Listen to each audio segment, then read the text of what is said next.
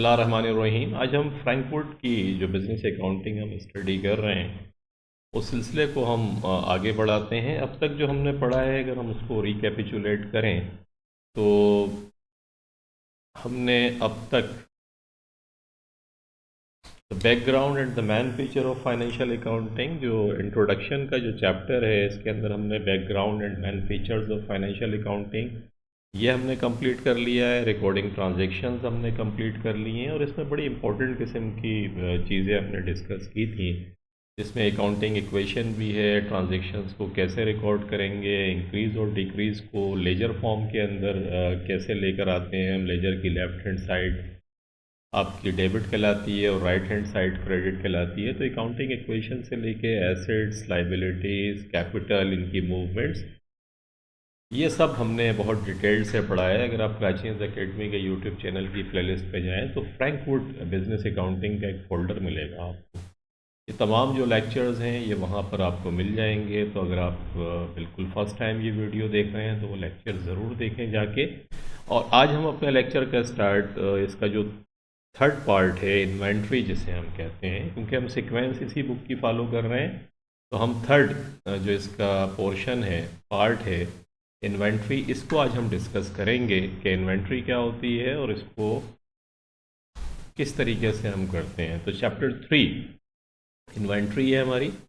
और इन्वेंट्री के अंदर जैसा कि हम पीछे पढ़कर आए कि इन्वेंट्री के अंदर दो चीज़ें बहुत इंपॉर्टेंट हैं आपकी, जो आप समझ लें। पहले, इन्वेंट्री हर वो चीज़ जिसको आपने इसलिए ख़रीदा कि आप उसको बेचेंगे या मैन्युफैक्चर करेंगे। आप किसी चीज़ को, रॉ मटेरियल आपने इसलिए ख़रीदा कि आप उस पर काम करके कोई चीज़ बनाएंगे। जैसे वुड है फॉर एग्जांपल, इसके ऊपर आप काम करके इसको फर्नीचर की फॉर्म के अंदर लेकर आएंगे तो ये वुड आपका एक्चुअली रॉ मटेरियल है। लेकिन अगर आप बनी बनाई यानी बिल्कुल मैन्युफैक्चर्ड चीज़ें ख़रीदते हैं, आपका रिटेल का बिज़नेस है, आप ट्रेडिंग कर रहे हैं, तो अगर आप ट्रेडिंग कर रहे हैं तो बनी बनाई चीज़ें आप खरीदते हैं और उस पर अपना प्रॉफिट रख कर आगे बेच देते हैं। तो वो जो चीज़ भी जिसका आप बिज़नेस कर रहे हैं उसको फिर हम इन्वेंट्री कहते हैं। और इसको किस तरीके से रिकॉर्ड करते हैं ये ज़रा देख लें।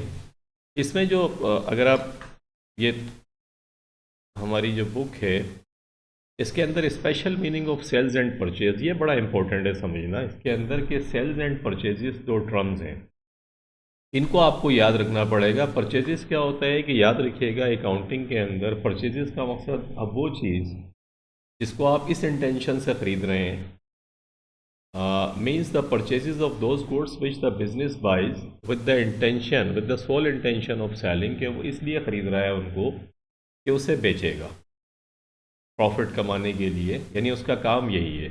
गुड्स फॉर रीसेल, ये आप जहन में रखिएगा कि गुड्स फॉर रीसेल, हर वो चीज़ जो रीसेल के लिए आप ख़रीद रहे हैं, और रीसेल के लिए डेफिनेटली जो आपका बिज़नेस है वही रीसेल के लिए आप लेंगे। तो ऐसी तमाम चीज़ें जब आप ख़रीदते हैं तो उनको परचेजेस अकाउंट के अंदर हम लेकर जाते हैं, वो परचेजेस कहते हैं। और ये इन्वेंट्री की ही एक शक्ल है कि इन्वेंट्री जब इंक्रीज़ होगी तो उसको हम परचेजेस के अंदर रिकॉर्ड करेंगे। अभी हम पढ़ते हैं इसको। परचेजेस समझें आप, परचेजेस का मकसद आपकी समझ आया है कि अब मैं आपको और एग्जांपल देता हूँ। अगर आपका फर्नीचर का बिजनेस है अपना, कि आप फर्नीचर ख़रीदते हैं और उसके बाद उसको बेच देते हैं अपना प्रॉफिट रखकर, तो जितना भी फर्नीचर आप ख़रीद रहे हैं वो सारे का सारा क्या कहलाएगा, वो परचेजेस कहलाएगा। लेकिन अगर आप अपने ऑफिस के लिए, क्योंकि वो जो आपका शोरूम है उसके अंदर आपका ऑफिस भी है, उस ऑफिस के लिए जो फर्नीचर आपने ख़रीदा वो फिर परचेजेस नहीं कहलाएगा, उसको फिर आप फर्नीचर ही रिकॉर्ड करेंगे अपने पास। This is the difference. अगर आपका ऑटोमोबाइल का शोरूम है, आप गाड़ी ख़रीदते हैं और गाड़ियाँ बेचते हैं, तो वो जितनी भी ऑटोमोबाइल आप ख़रीद रहे हैं जिनका पर्पज़ ये है कि आप उनको प्रॉफिट रखकर आगे रीसेल करेंगे, वो सब क्या कहलाएंगी, परचेजेस कहलाएंगी। लेकिन अगर आप ऑटोमोबाइल ख़रीद रहे हैं और इसलिए ख़रीद रहे हैं कि आप अपने बिज़नेस के अंदर इस्तेमाल करेंगे, आप खुद उसको यूज़ करेंगे बिज़नेस के अंदर, तो फिर वो व्हीकल नॉन करंट एसेट्स के अंदर चला जाएगा। तो दिस इज़ द डिफरेंस कि जो चीज़ आप ख़रीद रहे हैं जिसको आप प्रॉफिट के ऊपर बेचेंगे, वो अगर है इसे, फिर वो व्हीकल में चला जाएगा और ये नॉन करंट एसेट होगा। इसी तरीके से आप किसी भी बिज़नेस की एग्जाम्पल ले लें कि उसके अंदर कोई भी चीज़ जो भी आप काम कर रहे हैं, ग्रोसरी का अगर आप काम कर रहे हैं तो जितनी ग्रोसरी आप खरीद रहे हैं इस इंटेंशन से कि इसका प्रॉफिट रख कर बेचेंगे, वो सब क्या कहलाएगी? परचेजेस कहलाएगी। और जब इसको बेचेंगे तो फिर क्या कहलाएगा? ये इसको सेल्स कहेंगे।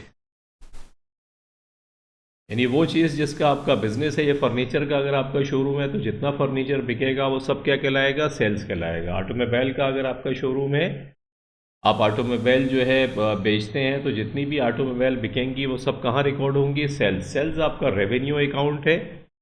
कौन सा अकाउंट है? रेवेन्यू। और परचेजेस जो है वो आपकी कॉस्ट है।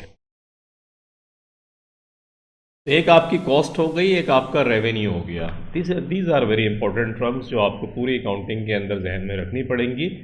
अगर आप जैसे फर्नीचर का आपका बिजनेस है, आप फर्नीचर बेचते हैं, तो जितना फर्नीचर आप बेच रहे हैं वो सब सेल्स होगी। लेकिन वो फर्नीचर जो आपने अपने इस्तेमाल के लिए ख़रीदा था, अगर वो फर्नीचर आप बेच रहे हैं तो वो डिस्पोजल, फिर वो फर्नीचर चला जाएगा, आप उसे डिस्पोजल कर रहे हैं, उसको रेवेन्यू के अंदर रिकॉर्ड नहीं करेंगे, फिर वो डिस्पोजल कहलाएगा कि आप नॉन करंट एसेट्स को डिस्पोज कर रहे हैं, उसको बेच रहे हैं।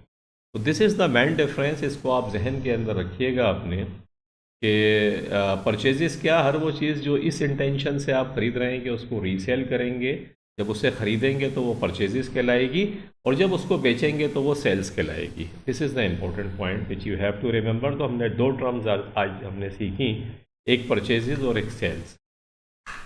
इन्वेंट्री जिसकी हम बात कर रहे थे, इन्वेंट्री के अंदर अगर इंक्रीज़ हो रहा है, अब यहाँ एक चीज़, इन्वेंट्री आपका एसेट है, पीछे हम पढ़कर आ रहे थे जो मैंने आपको पढ़ाया था। अब इन्वेंट्री की मूवमेंट अगर हो रही है तो उसको क्या करेंगे वो हम देखते हैं। आज का जो हमारा टॉपिक है, इन्वेंट्री की मूवमेंट को याद रखिएगा। इंक्रीज इन इन्वेंट्री, इन्वेंट्री के अंदर अगर इजाफा हो रहा है तो क्या करेंगे उसको?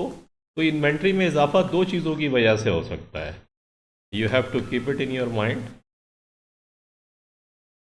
The purchases of additional goods, के आपने कुछ चीज़ें खरीदी। जब भी आप कोई चीज़ खरीदेंगे तो आपकी इन्वेंट्री क्या कहलाती है? इन्वेंट्री ये है कि जो भी माल बिकने से बच जाएगा, जब भी आप ये माल ख़रीदेंगे, परचेजेस जो गुड्स आप ख़रीद रहे हैं इस इंटेंशन से कि आप उसे बेचेंगे, तो वो क्या कहलाती है? परचेजेस कहलाती है। वो सारे का सारा तो डेफिनेटली हो सकता है बिक जाए सारे का सारा, लेकिन अगर कुछ बच जाएगा तो जितनी भी चीज़ें बिकने से बच जाएंगी ईयर एंड के ऊपर, उन सबको फिर हम एक अकाउंट के अंदर लेकर जाते हैं, उसे इन्वेंट्री कहते हैं। तो इन्वेंट्री के अंदर इजाफा कब होगा? जब कोई भी आप चीज़ें खरीदेंगे, एडिशनल कोई चीज़ें आप खरीद रहे हैं तो वो उसके अंदर इजाफा हो जाएगा। इसके अलावा the return into the business of goods previously sold, या कुछ चीज़ें जो आपने बेच दी थी और वो कस्टमर ने आपको वापस कर दी, कोई फॉल्ट था उसमें या किसी और रीज़न की वजह से उसने वापस कर दी। तो for example they may have been the wrong type, not required, और फॉल्टी हैं, या वो रिक्वायर्ड नहीं थी कस्टमर को वो जो आपने उसको भेज दी। तो वो जब वापस आएंगे कस्टमर के पास से तो डेफिनेटली फिर आपकी इन्वेंट्री के अंदर क्या होगा? इजाफा होगा। This is very simple. अगर आप कोई माल ख़रीदते हैं, अगर फ़र्ज़ कर लेते हैं आपका ऑटोमोबाइल का बिज़नेस है, कोई व्हीकल आप इसलिए ख़रीद रहे हैं कि उसको बेचेंगे और आपका बिज़नेस यही है, तो फिर आपकी इन्वेंट्री, और वो बिकती भी नहीं है, फ़र्ज़ कर लेते हैं मंथ एंड पर, अभी आप ही के शोरूम में खड़ी हुई है, तो वो इन्वेंट्री कहलाएगी। या आपने कोई गाड़ी बेची थी पहले, वो गाड़ी वापस आ गई, कस्टमर ने वापस कर दी कि नहीं यार ये मुझे नहीं चाहिए, मैं इसका फ्यूल कंजम्पशन ज़्यादा है, इसका इंजन काम नहीं कर रहा है, तो भी आपकी इन्वेंट्री के अंदर क्या होगा? क्योंकि अब आपके शोरूम के अंदर, ऑटोमोबाइल शोरूम के अंदर दो गाड़ियाँ खड़ी हुई नज़र आएंगी, तो ये इन्वेंट्री आपकी बढ़ जाएगी। तो दिस इज़ द पॉइंट कि इन्वेंट्री जो है इन दो चीज़ों से बढ़ेगी। और इन्वेंट्री के अंदर इजाफा कब होगा? और ये दो चीज़ें क्या होती हैं कि जब भी इजाफा होगा तो उसको परचेजेज अकाउंट के अंदर रिकॉर्ड करेंगे। To distinguish the two causes in the increase in inventory, के इंक्रीज इन इन्वेंट्री को रिकॉर्ड कैसे करेंगे? कि जब ये एडिशनल इंक्रीज होगी इन्वेंट्री तो इसको परचेजेज अकाउंट के अंदर रिकॉर्ड करेंगे, और जब कस्टमर माल वापस करेगा जो हमने उसको पहले बेचा था तो उसको कहाँ रिकॉर्ड करेंगे? Returns inward account. और रिटर्न्स इनवर्ड अकाउंट को सेल्स रिटर्न्स अकाउंट भी कहते हैं। तो रिटर्न्स इनवर्ड अकाउंट या सेल्स रिटर्न्स अकाउंट के अंदर हम उसको रिकॉर्ड करेंगे। तो this is very important, you have to keep it in your mind कि इन्वेंट्री के अंदर इजाफा होगा तो किसके अंदर हम रिकॉर्ड करेंगे। और सिंपल लफ्ज़ों में अगर मैं आपको समझाऊं तो वो चीज़ें जो आप जिसका बिज़नेस करते हैं जब आप उनको ख़रीदेंगे, बाय करेंगे, तो उसे परचेजेज अकाउंट के अंदर रिकॉर्ड करेंगे, और जिनको आपने बेचा है अगर वो वापस कर रहे हैं आपको तो फिर किस अकाउंट में करेंगे, रिटर्न्स इनवर्ड अकाउंट या सेल्स रिटर्न्स अकाउंट। ये आप जहन में रखिएगा। एंड डिक्रीज इन इन्वेंट्री, के इन्वेंट्री के अंदर अगर डिक्रीज हो रही है तो इन्वेंट्री के अंदर डिक्रीज कब होगी, जब इन्वेंट्री बिकेगी, द सेल ऑफ गुड्स। कि आप जो माल है वो बेच दिया आपने। गाड़ियों का अगर शोरूम था तो गाड़ी बिक गई, फर्नीचर का शोरूम था तो फर्नीचर बिक गया, ग्रोसरी स्टोर था तो ग्रोसरी बिक गई। और goods previously bought by the business now being return to the supplier, या कुछ चीज़ें जो आपने ख़रीदी थी उसके अंदर कोई प्रॉब्लम आ गया है, अब अपने सप्लायर को वापस कर रहे हैं। तो जब आप वापस करेंगे तो आपके पास से इन्वेंट्री क्या होगी, कम हो जाएगी। इसकी रिकॉर्डिंग किस तरीके से करते हैं, दिस इज़ वेरी इंपॉर्टेंट, कि जब इन्वेंट्री डिक्रीज होगी, आप माल बेचेंगे तो उसे कहाँ रिकॉर्ड करेंगे, सेल्स अकाउंट में रिकॉर्ड करेंगे। और सेल्स अकाउंट जो है वो क्या होगा, वो आपका रेवेन्यू अकाउंट है, मैंने आपको बताया था। इसी तरीके से जब माल वापस करेंगे, returns outward account. Returns outward account का मकसद क्या है कि आप अपने सप्लायर को अगर माल वापस कर रहे हैं जो पहले आपने ख़रीदा था, तो वो रिटर्न्स आउटवर्ड अकाउंट में रिकॉर्ड करेंगे, या उसे परचेजेज रिटर्न अकाउंट कहते हैं, परचेजेज रिटर्न अकाउंट। तो जहन में रखिएगा, इंक्रीज इन इन्वेंट्री और डिक्रीज इन इन्वेंट्री, इन्वेंट्री आपका एसेट होता है, पीछे हम पढ़कर आ रहे थे, जब भी इन्वेंट्री इंक्रीज होगी तो ये डेबिट साइड के ऊपर रिकॉर्ड होगी, और जब भी इन्वेंट्री डिक्रीज होगी तो इसको क्रेडिट साइड के ऊपर रिकॉर्ड करेंगे। This is the basic principle जो हम पढ़ते हुए आ रहे हैं, कि एसेट में इजाफा होगा तो वो डेबिट हो जाएगा, और एसेट अगर कम होगा तो उसे फिर हम क्रेडिट कर देंगे। तो इन्वेंट्री में जब इजाफा होगा तो डेबिट, इसका मकसद है जब भी आप कोई चीज़ खरीदेंगे तो परचेजेज अकाउंट को आप डेबिट करेंगे, और अगर कोई चीज़ वापस आ रही है कस्टमर के पास से तो रिटर्न्स इनवर्ड आपके पास आ रही है, आपका एसेट बढ़ रहा है तो उसे भी डेबिट कर देंगे। और अगर इन्वेंट्री कम हो रही है, डिक्रीज हो रही है, माल आपने बेच दिया, तो डेफिनेटली इन्वेंट्री आपके पास से गई और वो रेवेन्यू की फॉर्म के अंदर आपके पास जाएगी। तो रेवेन्यू के अंदर एसेट में डिक्रीज आ रही है तो उसको क्रेडिट कर देंगे। और फिर ये रेवेन्यू अकाउंट भी है, रेवेन्यू के अंदर अगर इजाफा हो रहा है तो भी वो क्रेडिट होता है। रेवेन्यू अगर इंक्रीज होगा तो क्रेडिट हो जाएगा। ये आप जहन में रखिएगा। और जब माल वापस कर रहे हैं तो अगेन फिर इन्वेंट्री आपकी कम हो रही है तो रिटर्न्स या रिटर्न्स आउटवर्ड अकाउंट को आप क्रेडिट करेंगे, या फिर परचेजेस रिटर्न अकाउंट को क्रेडिट करेंगे। ये डिफरेंस था इसके अंदर। तो कहता है if assets are all positions, assets जितने भी पोजीशंस हैं जो हम शुरू से पढ़ते हुए आ रहे हैं, आपके एसेट्स हैं, पोजीशंस हैं। What are the double entry for assets, assets की एंट्री क्या होगी, एसेट्स ये है आपका एन इंक्रीज और डिक्रीज।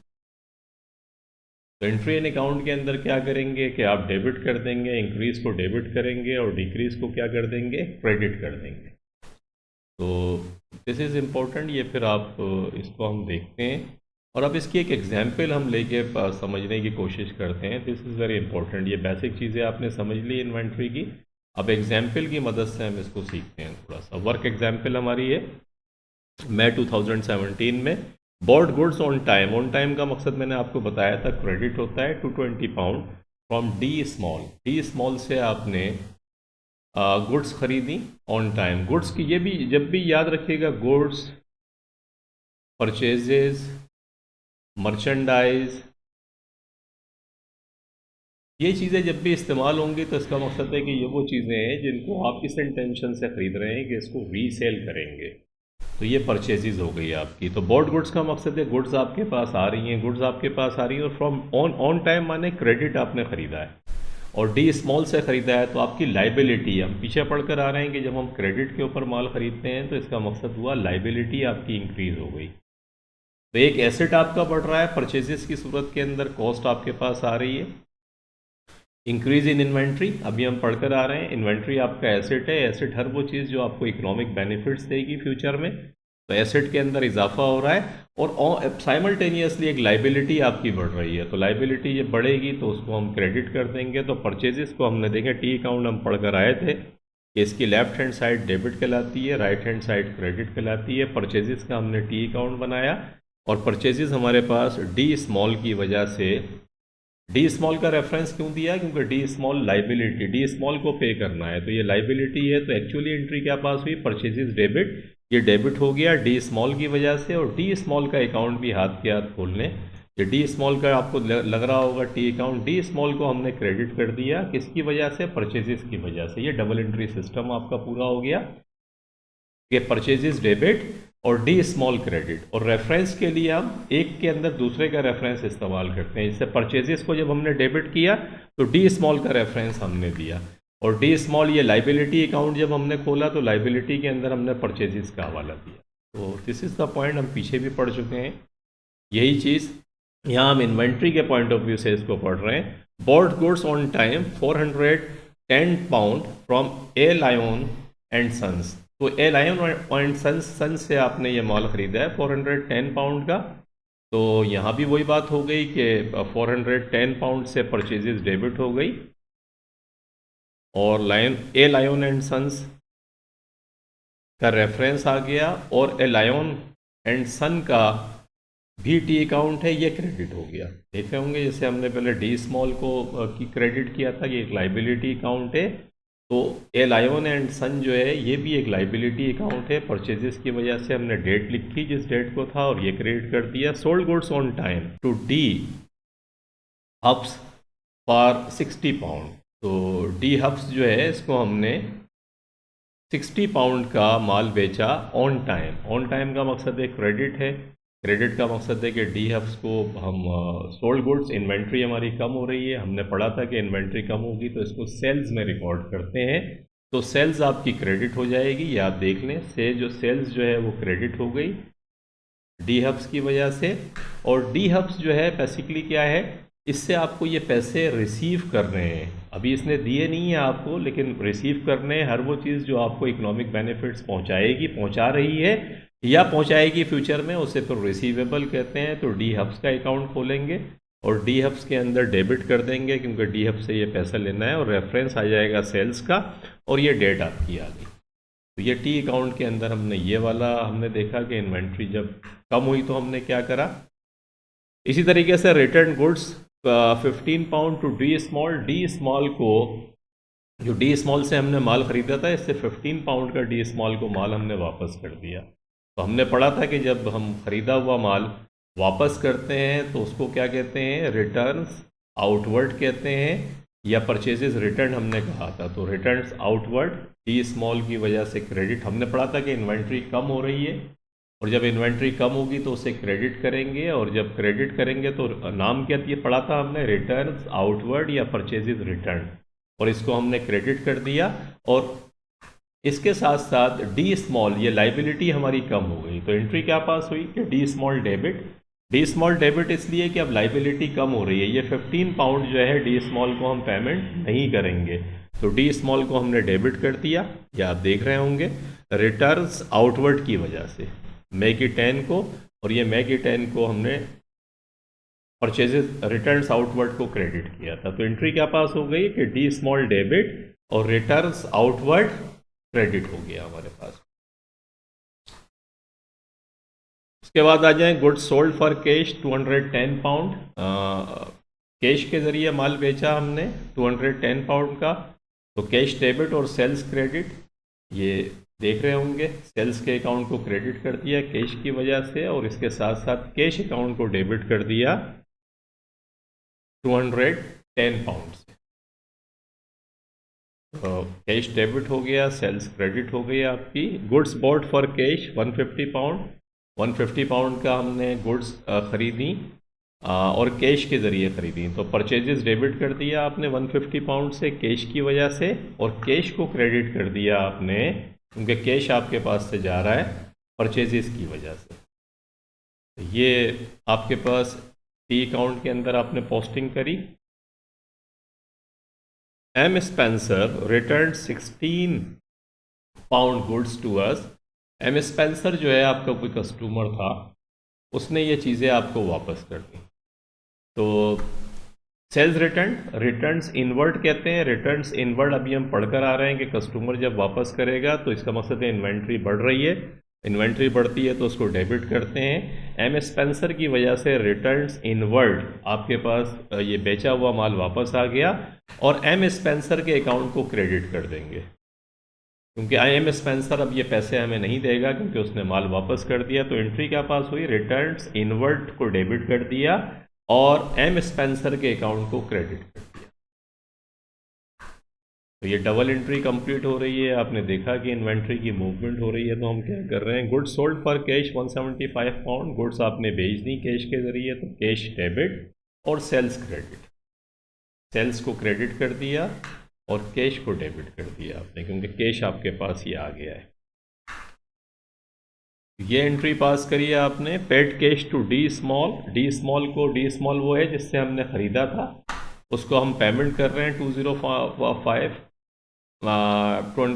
पाउंड की। तो हमने क्या करा, डी स्मॉल लाइबिलिटी हमारी कम हो रही है, डी स्मॉल को हमने डेबिट कर दिया 205 पाउंड से और कैश को क्रेडिट कर दिया 205 पाउंड से। ये देख रहे होंगे, कैश क्रेडिट और डी स्मॉल को डेबिट कर दिया क्योंकि लाइबिलिटी आपकी कम हो रही है। D Hafs paid the amount owing by him 60 pound in cash, कि डी हफ्स जो था उसने, क्या हमारा कस्टमर था, उसने 60 पाउंड जो है हमें पेमेंट कर दी। तो कैश डेबिट, कैश आपके पास आ रहा है और डी हफ्स का अकाउंट जो है वो क्रेडिट हो जाएगा। लेकिन डी हफ्स का अकाउंट क्रेडिट, क्योंकि ये पैसा अब वो नहीं देगा आपको, एसेट आपका कम हो रहा है, एसेट कम हुआ आपने क्रेडिट कर दिया और कैश आपके पास आ रहा है, कैश को आपने डेबिट कर दिया और रेफरेंस डी हफ्स का आ गया। तो कैश डेबिट और डी हफ्स का account credit. Bought goods on time 214 pound from A Lion and Sons, कि फिर दोबारा हमने ए लायन एंड सन्स से माल खरीदा 214 पाउंड का, तो परचेजेस को डेबिट कर दें ए लायन एंड सन्स के नाम से, और ए लायन एंड सन्स जो है इसके अकाउंट को क्रेडिट कर देंगे 214 पाउंड, क्योंकि ये लाइबिलिटी आपकी बढ़ गई। तो ये हमने देखा इसके अंदर कि जो इन्वेंट्री की मूवमेंट है, जब इन्वेंट्री आएगी इंक्रीज़ होगी तो हम क्या करेंगे, और जब इन्वेंट्री डिक्रीज़ होगी तो क्या करेंगे। हमने परचेजेस को पढ़ा, हमने सेल्स को पढ़ा, these are very important terms. ये पूरी मैंने आपको वर्क एग्जाम्पल कराई, आपकी समझ आ रही होगी, इसकी प्रैक्टिस कीजिएगा। तो इन्वेंट्री जो है ऑलमोस्ट, इस चैप्टर को आप खुद भी पढ़ के इसकी एक्सरसाइजेस भी करने की कोशिश कीजिएगा। कोई प्रॉब्लम हो तो मुझे बताइएगा। तो ये बेसिक कंसेप्ट था इसके अंदर। इसके अंदर दो चीज़ें और बहुत इंपॉर्टेंट हैं जो समझने की हैं। इसके अंदर एक पीरियोडिक इन्वेंट्री सिस्टम होता है, एक परपीचुअल इन्वेंट्री सिस्टम होता है। पीरियोडिक इन्वेंट्री सिस्टम क्या होता है, इन्वेंट्री का ये आखिरी चीज़ है जो आप समझ लें इस चैप्टर की। देखिए, पीरियोडिक इन्वेंट्री सिस्टम जो है वो ये होता है, इसको हम कहते हैं पीरियोडिक इन्वेंट्री सिस्टम।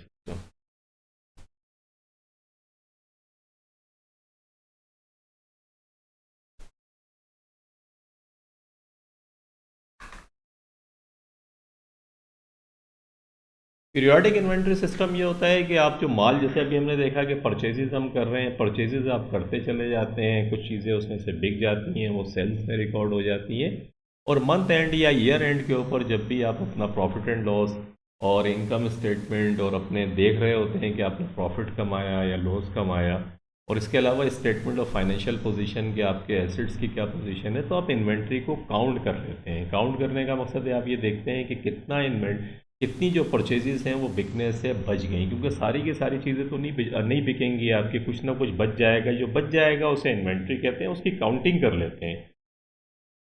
तो काउंटिंग करने के बाद क्या होता है कि परचेजेस है, ये आपने ख़रीदा, इसमें से लेस कर देते हैं एंडिंग इन्वेंट्री।